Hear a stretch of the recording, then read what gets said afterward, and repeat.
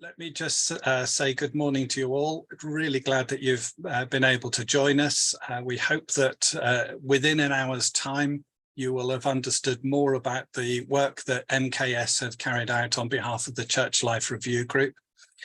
I'm Steve. I'm one of the members of the Church Life Review Group, along with Mel Campbell and Muna Levin Harris. I think we're the only members of the CLR here. So welcome to you all. It's really good to have you here. Fiona, you're moderator for General Assembly, so it's your job to keep us all in order in about 10 days' time. No pressure. We're really glad, and thank you very much to Mark Solway and to Marcus Lees-Millay from MKS, who've carried out the work on behalf of the Church Life Review Group, and who have provided the facilities for our Zoom webinar this morning. There will be an opportunity for you to ask questions, and I think that Mark and Marcus are going to invite questions along the way if there are points of immediate clarification that you need. But we'll certainly make sure that there's time at the end of the presentation for you to ask your questions. And if there are too many questions all at once, we may just need to pause the questions so that they can continue and get through the presentation within the time that we've got allotted. So I'm going to hand over, I guess, to Mark first of all, and we'll take it from there. So it's just a real pleasure to meet you all. And secondly, we do bits of work because we want people to understand, and we want people to question and to ask questions. And so this is your time. Please ask questions. People have asked, have we been brought in on any type of agenda? No, we were just asked a simple question, which is, can you give us the data? Can you actually sort of give us the data back in some form that we can understand it? And so that's what Marcus and myself have done. So the first thing in any type of exercise like this is to work up a template so that you can get an Excel sheet round to every synod, and so the information can come back in a standard format. Now, SORP, which is the statement of practices from the Charity Commission, it's not a good format for management accounting. Yeah, it gives you the categories as per the Charity Commission definition. It doesn't give you any detail behind that. So you can't see, for example, the detail of where you're spending your money in terms of sort of, I don't know, stipend or ministry or what it is you actually do with the money. Yeah. Equally, some things are not explained in there. So, for example, overheads, there's no breakdown of what you have in terms of IT or finance, etc. So that's why we needed to create a template which we could get around to all the synods and share that data. Yeah. And Marcus, please chip in as we go. Absolutely. So the data quality is indicative. In this type of exercise, I've done this for, I don't know, 20, 25 years. It's indicative of what you get back and the speed you get it back. Yeah. So what we got back for 2021 was fantastic. Really, really good quality. I was surprised. It was very slow in coming back. Yeah, which means that there's a lot of smaller finance functions really under pressure across the church and across the synods. And I think it's worthwhile just acknowledging that up front. Yeah, that actually there are a lot of synods that are really strapped in terms of the administration and in terms of the resource to be able to do that. But we asked for 2019, 2020 as well. We just didn't see very much of that data. So we had to go back to the Charity Commission information to actually get that coming through. What was the quality of the data like on the Charity Commission website? I'd say, Steve, a little bit patchy. Yeah, in that some of it was excellent, some of it wasn't so strong. And I think that overall, URC can really learn across the synods from each other. I really believe in learning and sharing knowledge across the synods. So one of the recommendations we put forward is you've just got to share. If we need to come back, for example, and do a session on what a good set of reports and accounts looks like and what the Charity Commission will look for, yeah, totally happy to help that. And so to give you an example, probably half of all the reserve policies that were put forward just needed some work. Yeah, they weren't quite what we would have expected to see. They weren't SORP compliant, in other words. Yeah. So the data was pulled together, and Marcus, I mean, you know, you pulled the data together, and you worked with all of the synods, and we answered a lot of questions in that. And we also had 3 workshops where we went through and worked on people's questions to make sure the information was as good as possible. You've got Steve, feel free to ask questions. Yes, please, just jump in. If you've got a question, just jump in. And so we've tried to pull together in the information in the most faithful way that we can, so that we can then talk you through that. Yeah. So Marcus, I'm just going to come across to you. Was there anything else you wanted to add to that introduction? No, just to say that this has been a collaborative approach throughout, that we've received a lot of input and help from different synods and from Church House itself, and it's been an absolute pleasure getting all of this information, and hopefully we're now able to reap the rewards of what we can tell from it. Cool. So what we're going to do now is take you through the presentation, but we'll try and bring it a bit more to life as we go through. So if you go to the first page, Marcus, please. Sorry, just setting up so I can actually still see you all on the screen. I love it. I'm like joys of trying to present. Yeah, I'm like Chris. Next slide, please. So phase 1 of the work was to get as much information as we could, to consolidate it, to provide a picture. And then we could look at both the funds and the, if you like, reserve levels across the synods, but also looking at the income expenditure, looking at some of the detail, for example, in terms of where you spend your money in terms of mission, and also in terms of overheads, where you spend your money as well. And we provided a report with our findings at the end. Phase 2, then, we kind of came to the conclusion that we couldn't really understand the numbers unless we understood church numbers, congregation numbers, member numbers. And so we brought all of that information in. We also went in and like sort of patched, if you like, sort of the information that was missing from historic reports and accounts from the Charity Commission. And we created, if you like, the presentation that you've got today. So phase 1 was, what does the church have? Phase 2 was, what does the Charity Commission have? And then we pulled all of that together in today's presentation. As I say, jump in, put your hand up, ask any questions as we go. Next slide, please. The benefits from this type of work, and I mean, you know, I've done benchmarking, you know, across huge numbers of organizations, from humanitarian organizations to, you know, animal welfare charities. It gives you standard information for decision making. And you can start to ask questions like, okay, over here we've got somebody who's doing safeguarding and spending a lot of money on safeguarding, and over here we've got a different synod doing it in a different way. Can we start to cross-fertilize ideas? Why are we spending, for example, different money on safeguarding in different places? Without the information, you can't ask those questions. So we can also draw out URC's business model. In other words, where do you make money and where do you spend the money? And we can help you look towards the future strategy. It also gives you an opportunity to look about improving quality, reducing cost, and looking at where you have pockets of expertise across the organization. Yeah. So next slide, Marcus. And I'm very pictorially driven. And so what we really did here was we got the shape of the costs and the income and expenditure. We compared those costs against each other, and we right-sized the costs. We've started to be able to ask the question, okay, if you have an average synod, what does that look like? Yeah. Should it, for example, have more administration, you know, costs? Should it actually be spending more on ministry? What is it? What does it look like? Yeah. We can ask those type of questions. So we've got the right shape, we can compare, and then we can ask questions to start to change for the future. Marcus, over to you. Perfect.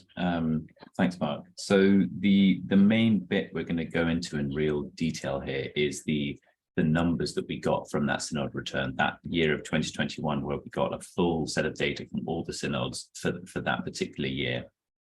And drawing that out, there were several things to try and note here, with that we wanted to try and be able to pair things back to get a picture of what does a normal year for the URC look like. And so there's a huge amount of stuff being spent on property. There was a great big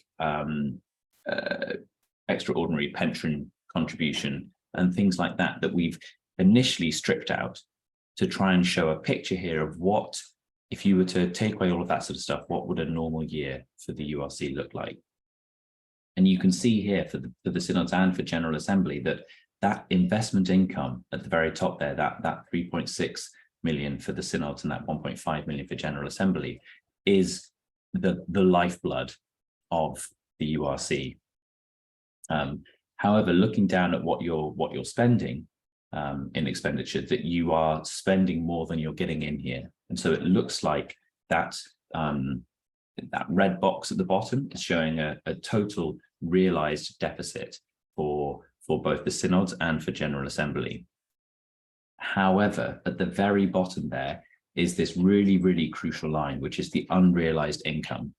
So this is, most of the Synods have fairly healthy investment balances. And yes, a bunch of that income up at the top is investment income either through dividends or through realizing investments.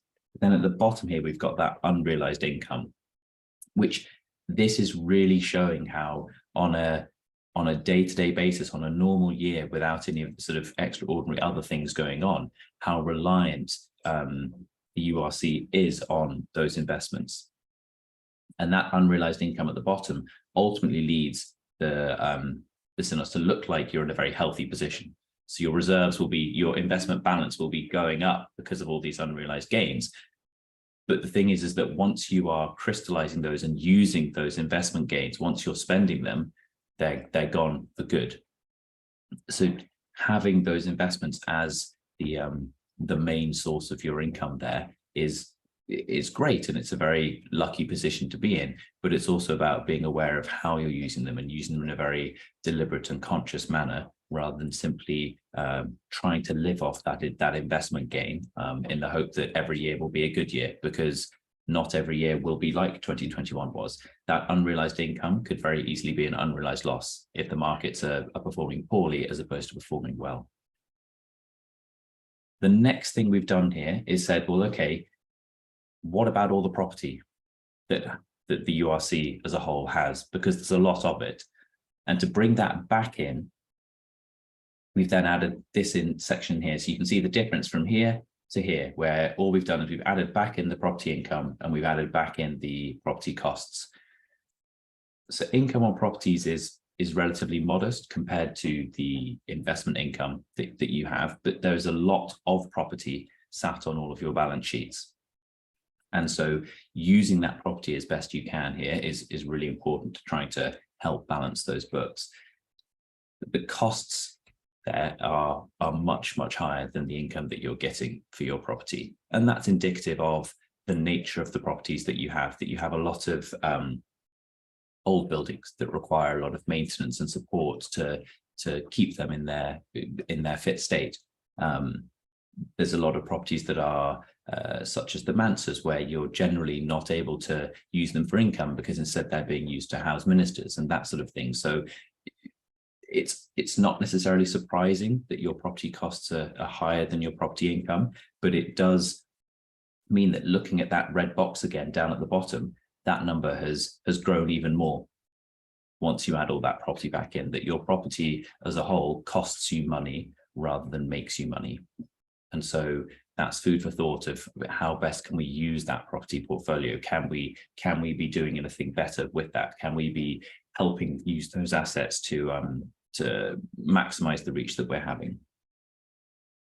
So this here is what generally a standard year for the URC would look like.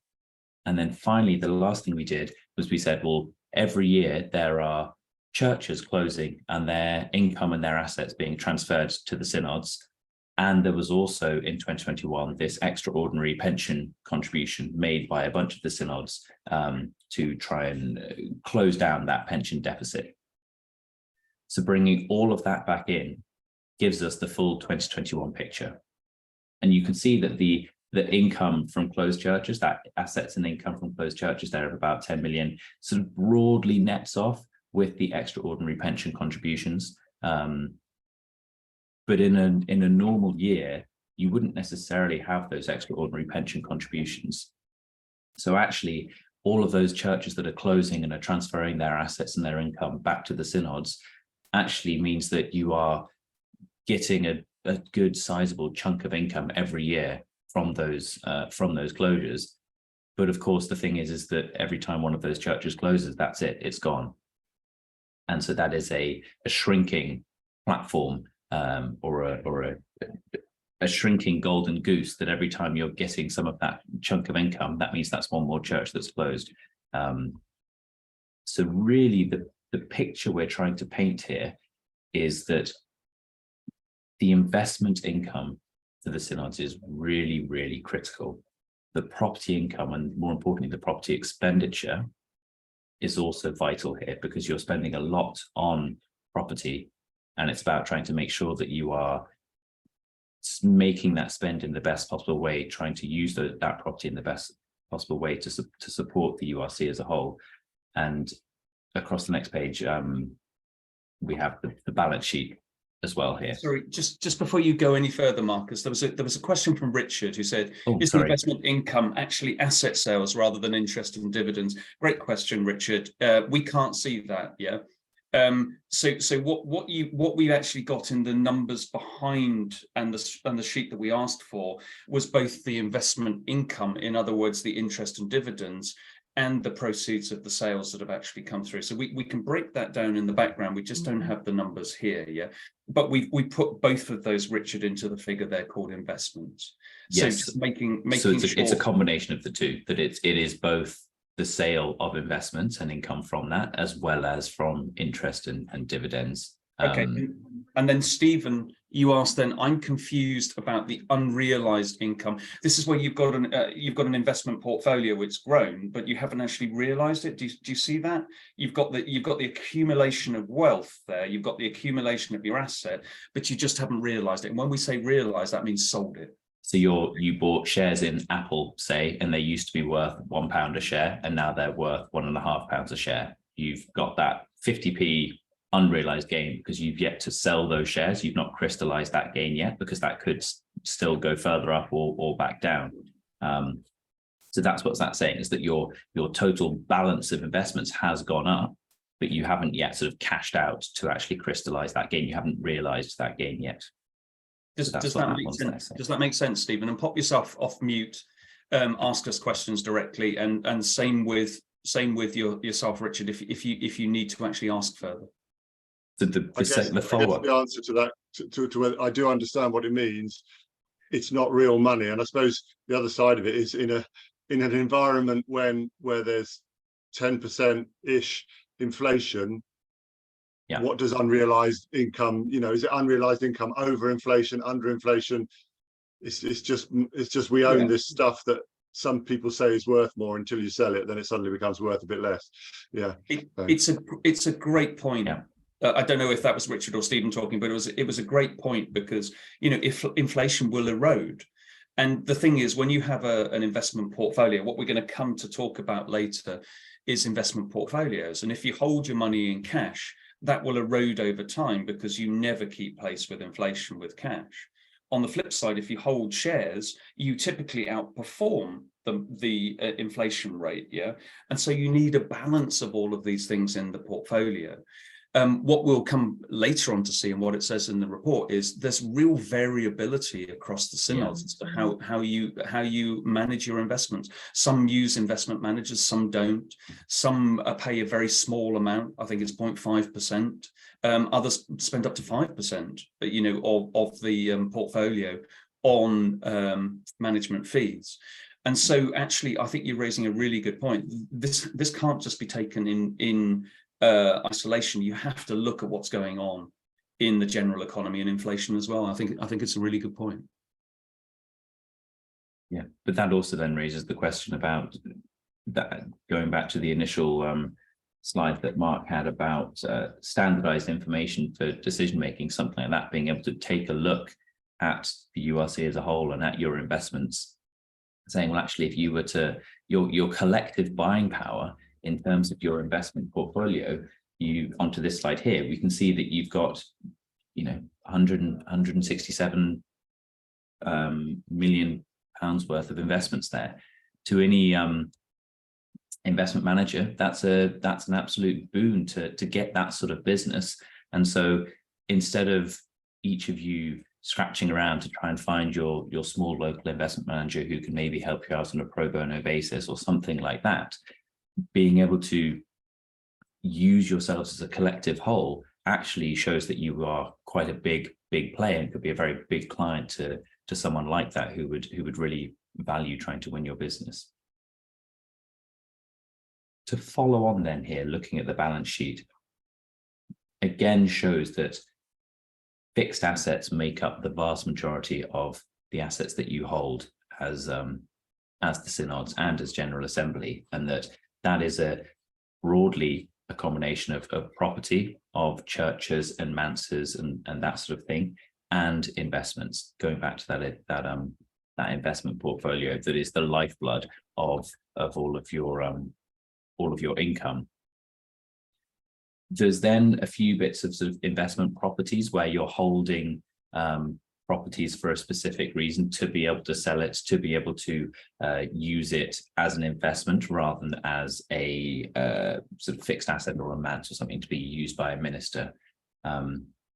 Cash there, Mark was just saying earlier about having that balance between cash and investments, and I'd say that actually your cash levels are, compared to the rest of your balance sheet, are good, but not overly. You're not holding too much cash, which I think is a positive thing to see, because what we wouldn't want to see is that you've got 90 million pounds worth of cash and actually a far lower investment balance. That this feels like it's the right sort of way around, where you've got enough cash to be living day to day while still trying to maximize your returns by holding as much as you can within investments. There's that pension obligation line, which is still a relatively chunky liability, and over time that could be reduced through use of maybe realizing some of your investments, or when you're receiving income from closed churches and such. But the main bit now to start looking further down is that those reserve levels that you have within the synods are substantial, and it's worth noting that isn't necessarily evenly spread across the synods and across General Assembly. That General Assembly has very healthy reserves, and then certain synods also have very healthy reserves, whereas others are much more modest in their reserve levels. And again, there's a real sense that even though your synods are relatively similar and are doing generally similar things around the country, that actually you are still very different as synods in terms of the wealth, in terms of some of you hold far more in terms of property and fixed assets, some of you have far higher investment balances. There is a real spread there, and one of the things we did do as part of this phase 2 work was we created a sort of quartile data spreadsheet to try and let you see where your synod sits against the sort of the broad spread of different synods. So we did a lower quartile, median, mean, upper quartile, so that you can then compare your synod's data against each of those. We weren't able to share the full spread because obviously there's the salary data within each of the different synod breakdowns. But that enables you to then go, okay, well, in terms of my balance of investments to cash, or in terms of my balance from how much property I'm holding versus what I'm actually spending on mission, where do I sit compared to other synods and compared to the average of those synods? That can be a very helpful exercise. And so all of that was shared with the I believe, Mel, it was with the synod clerks that we sent it round, but that might be incorrect. Yeah, I can see you nodding. Yes, so really this is very telling that your unrestricted reserve levels, which is the really important bit, is a very healthy balance. And what we're going to come on to in just a second is now aligning this with that further information about church numbers, membership numbers, that sort of thing. But just before we do, I've got one more slide to say some of the sort of conclusions from these numbers. Most of this stuff is what we've talked about already, but to really come back to that investment income, that is the lifeblood of the synods at the moment, that is what is bringing in the vast majority of your stable, sustainable income, as opposed to relying on the closure of churches, because that is a shrinking, burning platform that every time one of those churches goes, it's something that you don't want to see happening, and once it's gone, it's gone. Through investment income and through the closure of churches, those reserve levels have increased significantly over the last few years. And so our statement would be, I remember on one of these meetings, we had John Bradbury was with us, and he looked at all this information and went, gosh, well, it looks like we're going to die very rich, that year on year, the synods are making a loss, and yet reserve levels are increasing due to those closure of churches, due to that investment income. And so there's then a decision to be made of, well, what do you want to do with that? Could you be doing more with those reserves that you have? Coming back to that point there, that year-on-year loss, it is a modest rate of decline, but there is still that decline. Going back to this slide here, you can see that box in red. No matter which one of these we look at, that red box is still negative until you bring in that unrealized income, until you bring in that sort of that increase in share value that you're not actually crystallizing and taking out. That there does show that there is a modest decline year on year, and that ultimately the synods are being propped up by a booming, well, not so much at the moment, but by increase in share value and by the closure of churches.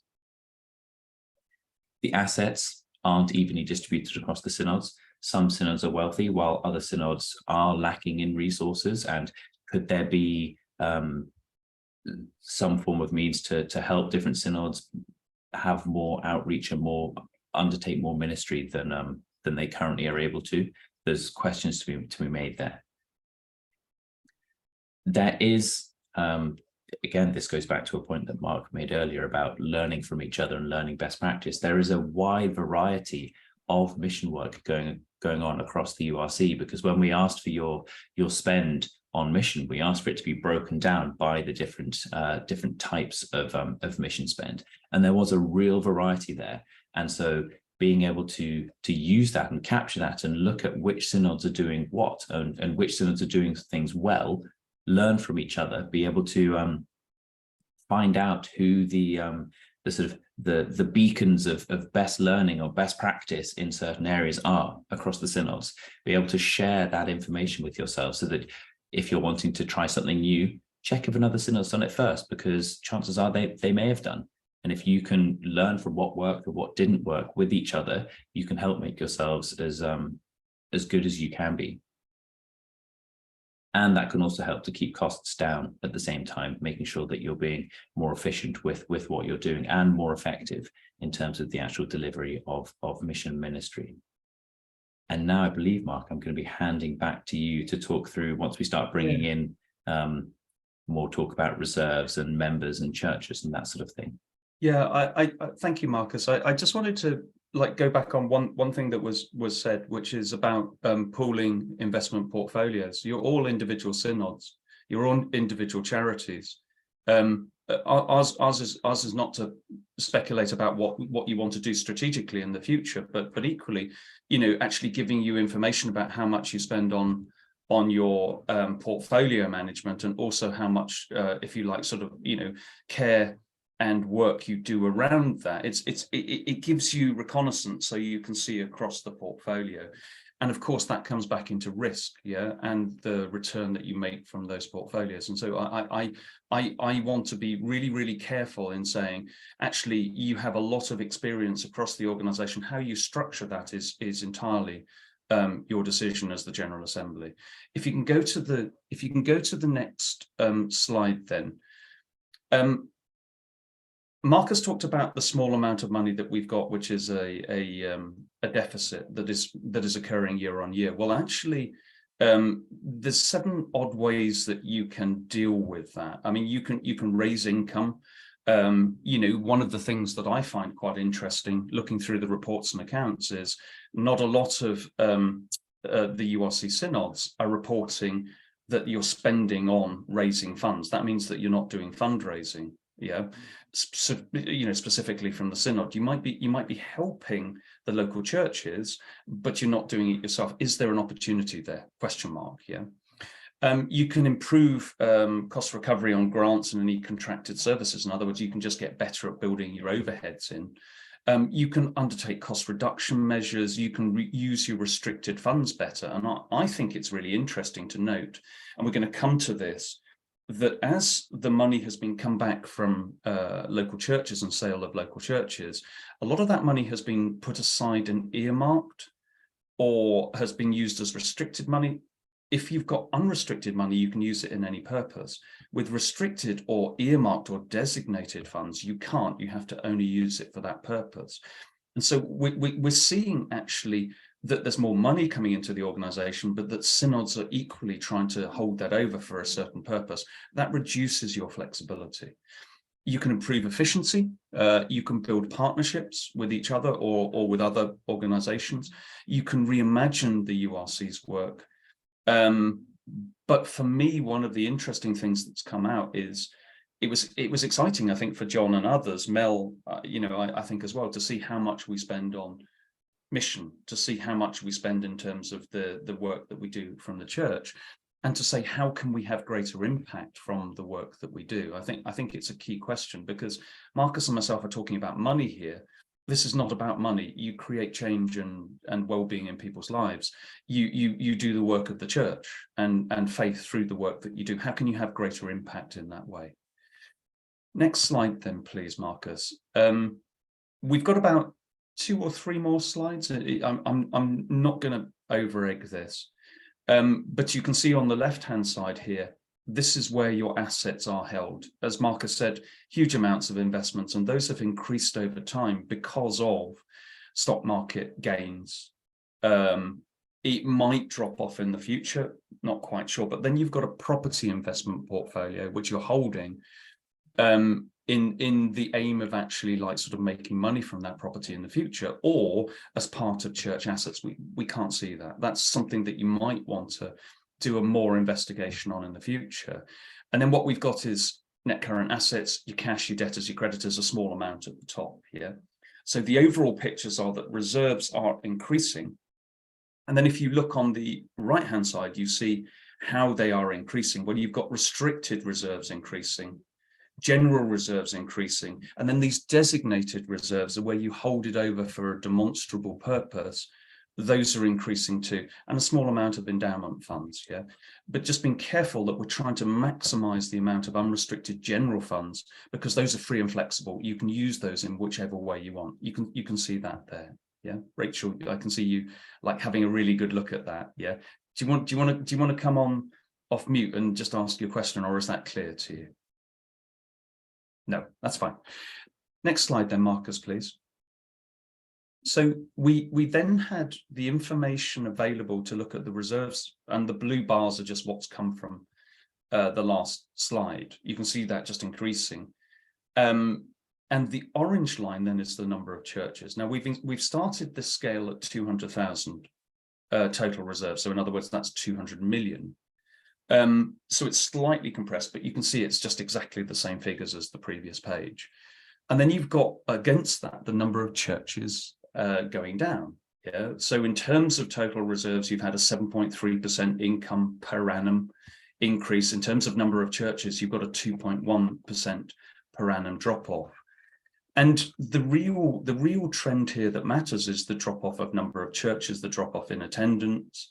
And as Marcus has said, the incredible increase in terms of reserves against that, yeah, but with a small structural deficit year on year, which you can easily sort, yeah, and you've got the reserves to be able to do that. But I think at some point in time, you have to ask yourself the question about impact. What are we doing with these reserves to maximize the change we bring about in the world as URC? Next slide, please. So we just can't talk about finances without talking about what you do with the finances. And it gave us a chance to look at the expenditure in terms of mission, and stipends are 44% of that. Mission costs, training, safeguarding, etc. are 19%. Property costs are 14% and building grants are 6%, which gives us 20% in terms of overheads. Now, for a large regionally distributed organization, 20% overheads is not expensive. Yeah, the average, how many churches are there today? I think it's 1,271 from the numbers or something. 1,242, there you go, in 2021. So overheads at 20% are not expensive.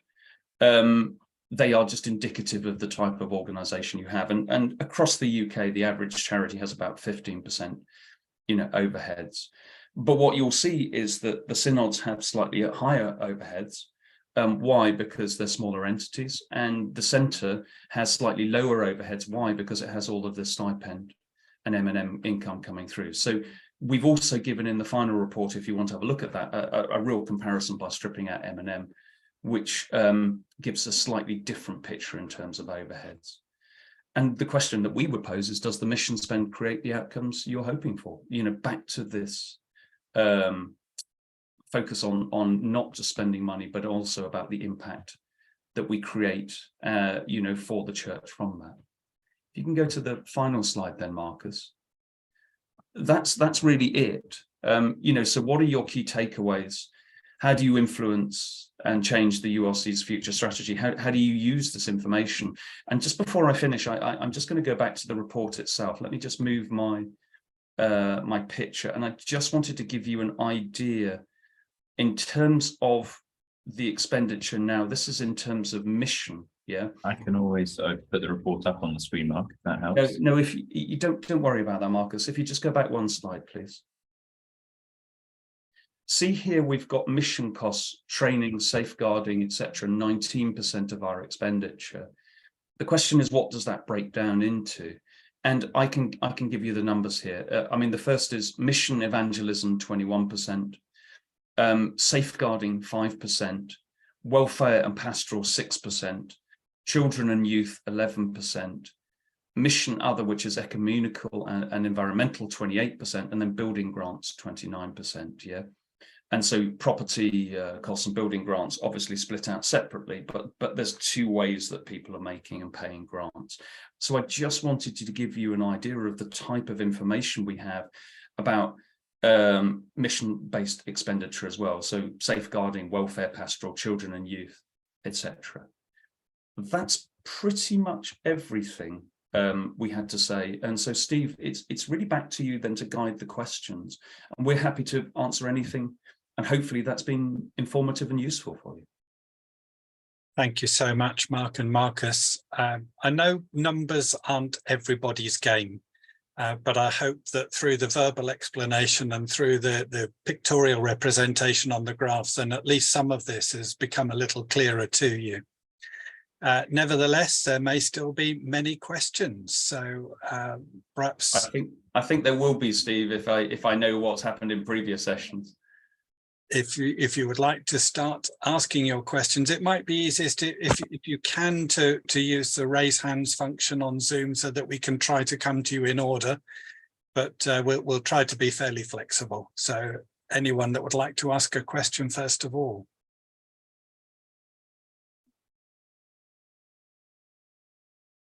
I can just supplement a little bit the answer that I put in chat to George's question, who asked, does anyone have a June 2023 figure for the number of churches in the denomination?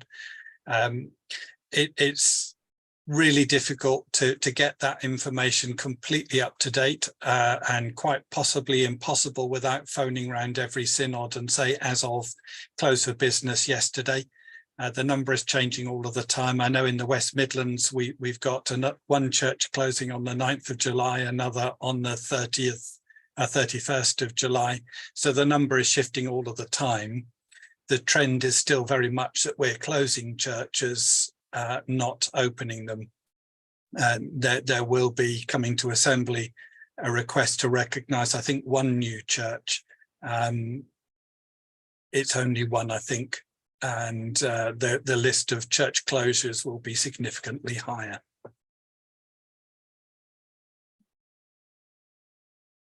Any further questions?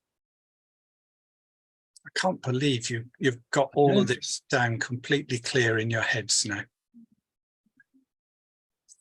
Stephen. Yeah, I mean, to some extent, you've told us what I think we mostly already knew, if I'm totally honest. What I think I'm hearing you saying is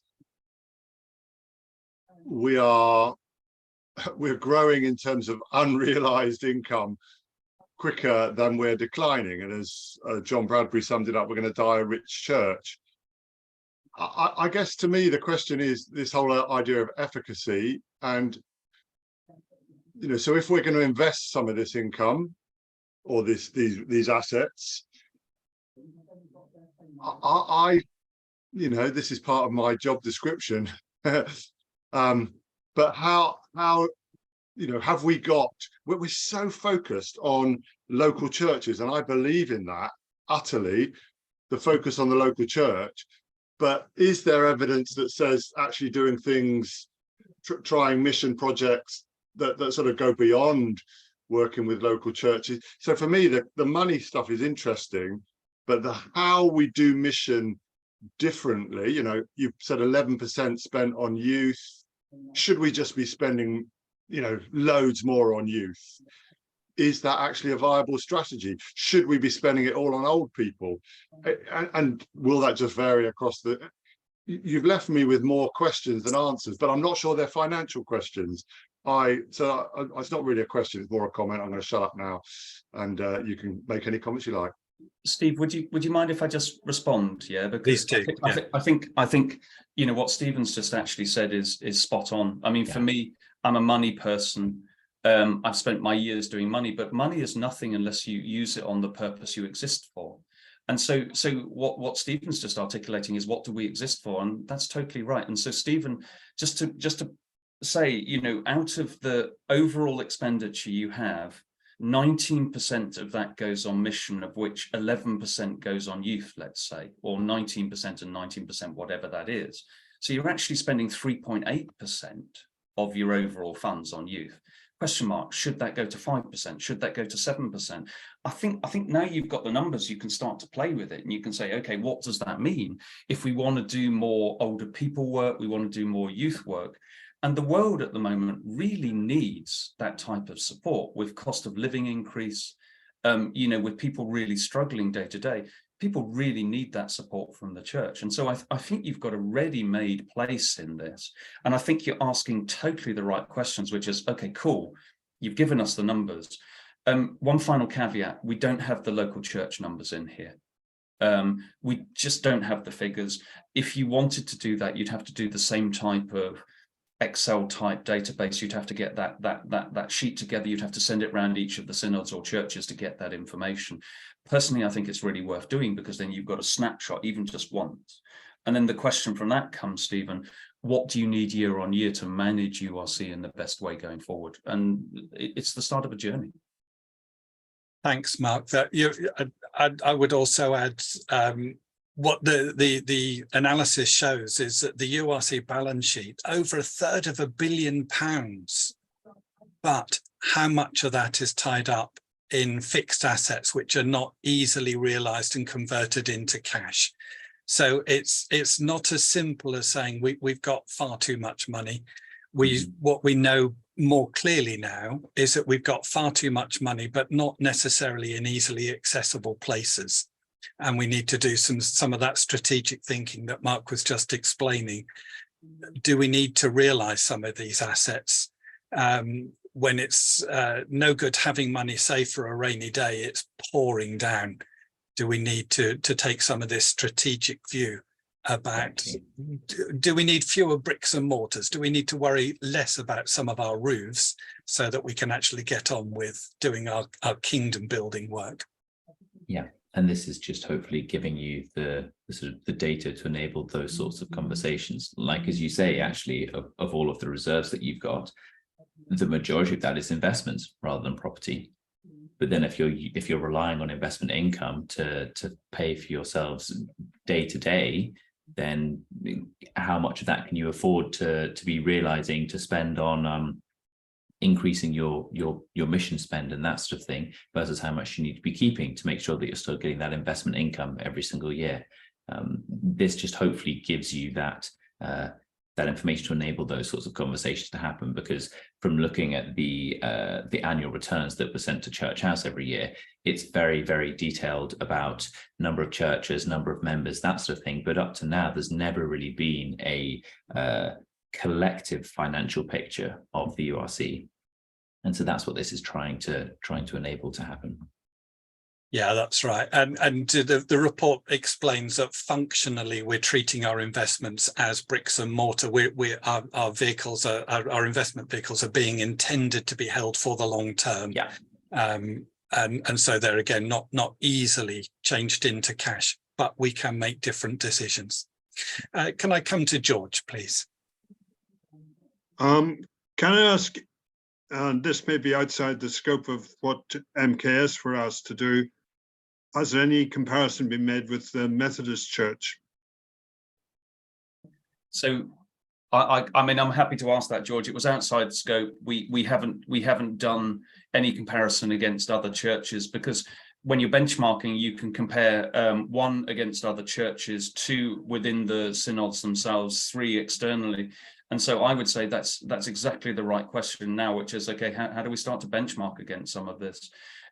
One of the benchmark figures that really struck John Bradbury and myself as we were going through this was, you only have 12, I think it is, on average congregation per church. If you're thinking about each of those churches having to have a committee that runs it, question mark, how do you simply have the number of people to manage the committees, to manage the churches, and to manage the synods going forward? And I think that's a very interesting question. So great question about benchmarking. And that's what I've talked with URC about, is, okay, great, you've got this data now. Where do you turn to? How do you use it? What do you benchmark against? Great, thank you very much for that. Trevor. Yeah, thanks. Apologies if I missed this. Mission's a slippery word. I wondered if you had a working definition of mission as you were doing this work. And if you did, could you let me know? Yeah. So my it's really simple, Trevor. In that mission is what it says in the objects of the the URC in the Charity Commission. In the Charity Commission definition. So in other words, if you picked up your reports and accounts from the URC, you've got the objects of the charity. That's what I would call mission. Yeah. Anything that you do outside of that is what's called ultra vires. And you're not allowed to do that. That's actually breaking the trust, and you hold money in trust law. So if you're ultra vires, you break the trust. Yeah, it can only be those objects that the mission is. Now, I totally get, Trevor. There's also the flip side of that, which is the definition from the URC. We just took a straightforward charity definition on that. Yeah, and when we built the return that we asked all the synods to do, we split that out, Trevor, and said that okay, we want to break mission out as training and development, evangelism, safeguarding, welfare and pastoral, children and youth, and then other mission, as well as building grants where they're done for the development of a local church or something like that.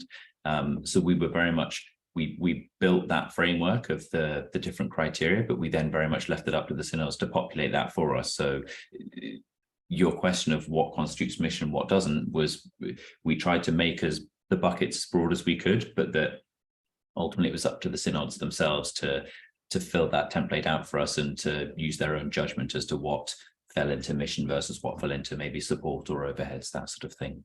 And sorry, just one final comment on that, Trevor.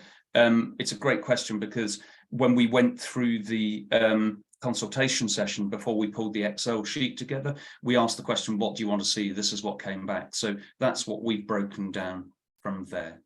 Steve, back to you again.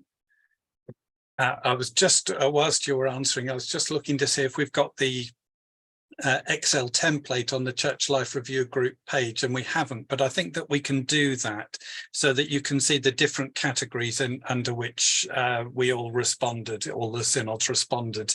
that will help you to see, well, this line was included under that heading and this line wasn't. So the blank template, I think we can see if we can get loaded onto the Church Life Review group page. And I think I shared at some point an anonymized version that showed us sort of average synod, total synods, and General Assembly, to try and show that, so that you couldn't see the sort of the back end to get individual synod data, because that does have salary information in there, but we could at least show you what an average synod looks like.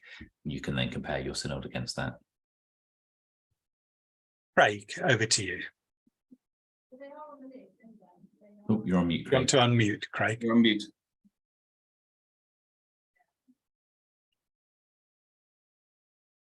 I wonder if you could say a bit more about how you view general, designated and reserved funds, because it sounded like you were suggesting that we're holding too much in restricted and designated, which I think has tended to be a tendency. As we know, we've got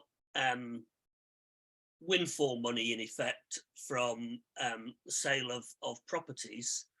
I think we have had a tendency to go, oh, let's not put that into general. Let's hold that for something new. It sounds like you're actually suggesting that we would be better to be holding it in general, but then using it well in general. Great question again, Craig. I was just checking I was off mute this time. I mean, Craig, you're spot on, because what tends to happen is that, well, let's go through the definition of designated first of all. Yeah, designated is where you hold over, and you choose to hold over money for a demonstrable purpose. Now, I've read quite a few synods. I've also read many charities reports and accounts, and we tend to, as a group of charities, not give a demonstrable purpose. We just say, okay, we're gonna pop this money over here for, I don't know, for the future. That's not an acceptable reason to hold designated funds. So what we're saying in terms of designated funds is we have a demonstrable reason for holding that. Let's say in good faith we're going to make good that building, yeah. Or with restricted funds, the money that we have got has to be used for that purpose and only that purpose, yeah. And that's been enforced from the sale, let's say, of a local church, where it's got to be held over for that certain purpose. Do you see how then the restricted and designated locks you in? You can't use that money for other purposes. And so I would be saying to, URC, let's have the most general unrestricted reserves we can, because then we can use it in the best way we choose, yeah. And so I am saying, Craig, that I've seen evidence of people putting away designated reserves where there's no demonstrable purpose, or restricted reserves where they didn't need to restrict that, yeah, but they've done it in good faith. Do you see that? And I think we could. Yeah, I recognise in discussions I've been in. Yeah, I recognise that. I recognise our tendency to go, oh, this is a windfall. We don't want to just lose it in the admin of Synod. So we designate it. And yes, I mean, I'm guessing, some of the restricted reserves, I have a church that we're in the process of selling a bit of the building, or a separate building. Synod will hold that for us as a local church whilst we decide what to do with it. I'm guessing that's a restricted reserve until we decide what to do with it, or it returns to Synod. Am I right? Not quite, Craig, because restricted is held money for a certain legal purpose and only for that legal purpose. So you can't decide to use it in any other way. It's held in trust. Yeah, designated on held in trust for a particular church. That's right. It could be a particular church, a particular purpose. And the way that the Charity Commission calls this, Craig, is they call it a scheme. Yeah. So it's held for a particular scheme. The only way you can unlock that is either go back to the original people and say, can we use it for a different purpose, or to go to the Charity Commission and apply for what's called a CPRE scheme to use it in a different way. Yeah. So restricted is legally held. It's the designated, which is much more flexible. And I agree with you, Craig. I think people say, okay, we'll hold that money over for that purpose. Maybe you shouldn't. Maybe you should be much more discerning about the amount of designated money you hold. That's what I'm saying. Yeah. Yeah. Sorry, carry on, Craig. It's slightly different, but slightly the same. I think one of the things that particularly struck, I mean, it's always struck me, but as a minister, I'm one of the 44% of our expenditure, but I'm well aware that I spend more of my time in admin, property stuff, etc., etc. And yeah, this just has highlighted for me, I guess I've always known, but how can we use our money, not necessarily to do new things, but to release the resources we already have to do the things that we should be doing and not, you know. Yeah. The advantage of designated. I'm not trained to do. The advantage of designated funds is that they can always be redesignated for a more appropriate use. Yeah. You can't do that so easily with the restricted funds, as Mark was explaining. But the fact that even over time your designated reserves have also been growing shows that the rate at which you're receiving those church assets and are designating them is going up faster than you are spending those assets coming in from those closed churches and the like. Thanks, Marcus. We're almost at the end of our hour. I wonder if we can turn to Richard, please. Yeah, thanks. Just a couple of quick points. I think it would be interesting to know about the individual churches' spending and income, but I guess that's dominated, their spending is dominated by their M&M contribution, which is counted in here. So I think we could probably cover that by just a sample of a certain number of churches just to get some idea. But the main thing I want to say is that if we're going to move and spend some of these reserves on mission, which, I mean, it sounds like the direction of travel, although I guess it may take some time before that gets agreed. I think that raises a whole other area of, it's a great opportunity, and it's a real challenge because if we haven't been doing that, we may not really know, may not be very good at that. It's quite difficult to spend suddenly quite a lot more money effectively, and we know from like development aid, people who specialize in this, find it quite tricky. And just the last thing, one really interesting way of spending that money that I've aware of is through a fresh expression, and that's doing great work. Almost certainly, I show my lack of faith, but certainly isn't the congregation are not going to be contributing money to support their minister in anything like the foreseeable future. They're just not that kind of congregation. Then people, unchurched people, not used to that, and also from income levels that may not support that. So there's a kind of whole thing about when you're investing this money, it doesn't necessarily, as a business would, yield a return in terms of income in the future, but it may be the right kind of mission to do. So a 2-second response to Richard. It's about working out the biggest levers you can pull to make the biggest change. And here it goes back to the question that Trevor asked, which is what's your mission? So in other words, start at the top, work out what you're trying to achieve, then work out the biggest levers to make that happen. It's quite straightforward, yeah. And then you put your money behind that. International aid is my bag. Humanitarian aid is what I've done for years. It's complex, but it's actually easy to understand what you're trying to create in terms of the human condition, especially in places like refugee camps, etc. So you can always find an impact, and then you've got to align your money with that. Hope that helps. That's great. Thank you all so much for your attendance, for your participation. Thanks again to Mark and Marcus for that really clear presentation. I hope you found it a clear presentation. We will come back to this in just a few days when we meet in General Assembly, and there will of course be further time to ask questions, but I hope that this has enabled you to attend Assembly with the basis of more information than you had just by reading the paper alone. So with that, it's we're at 11:01. It's time to finish this session. Bless you. I hope that the rest of your day goes well, and that you do find time to read, mark, and inwardly digest that vast book of reports. There's lots of work for us all to do before we arrive at Swanwick. Thank you, everyone. God bless.